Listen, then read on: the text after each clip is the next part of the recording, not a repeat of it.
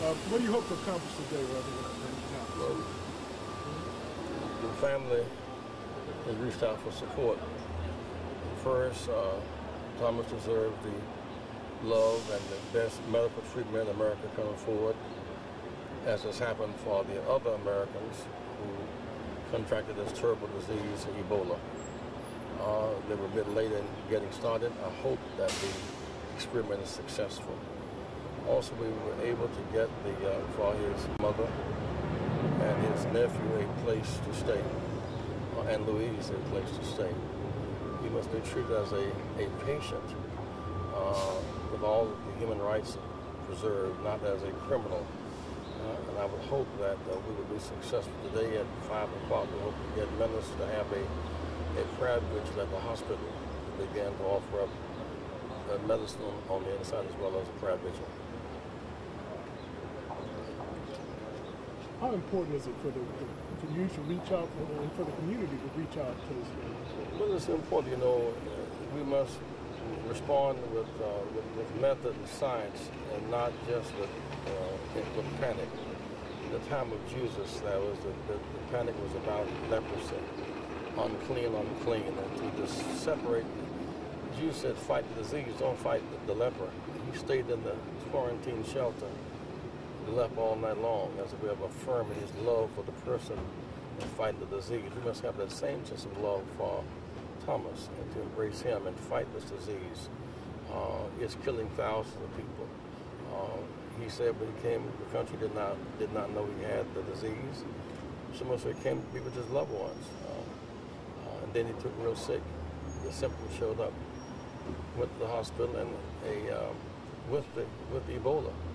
And they gave him a rather cursory examination and sent him home. They sent him back into the community with Ebola. And he became more ill and he had to come back. It's been slow to get him the best medicine, for example, but now there's such a national concern about it as he's getting experimental drugs, and we've been on the hope and pray that they will be successful.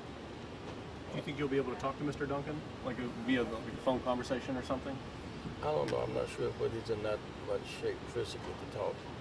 As close as one can get is in a quarantine, glassed off area, but he must know that people love him and care for him, and we hope that God will intervene and do the doctors and restore his health. Are you confident with all the measures they're taking for containment, to keep this under control? We just don't know. All we do know is that he apparently picked up a woman who was dying, and he didn't know it was Ebola. Some members of our family don't know she's dead yet, for example, not to mention what is the cause of that. He left to come to Dallas to get married, and it seems he had no evidence of Ebola, that he had contracted it. He then came here and got sick, went to the hospital, and they gave him an examination. And though he had all the signs, vomiting from West Africa and all of that, they misread. Maybe because he didn't have insurance. They really should Medicaid for sick people. But this state has turned back $100 billion in Medicaid money from Washington. Much of the South has done that. We must make a renewed commitment to the poor, the sick, and those whose backs are against the wall. This is a good time for churches, black and white, to rally and find common ground in healing. This is the essence of the message of Jesus. The last night of his life he spent in the quarantine shelter of Simon the leper, saying, don't panic, love this man, kill the disease, don't kill the man. Yeah, because this disease doesn't have a racial line. It'll take anyone. Well, it will. It's a woman contracted in Spain.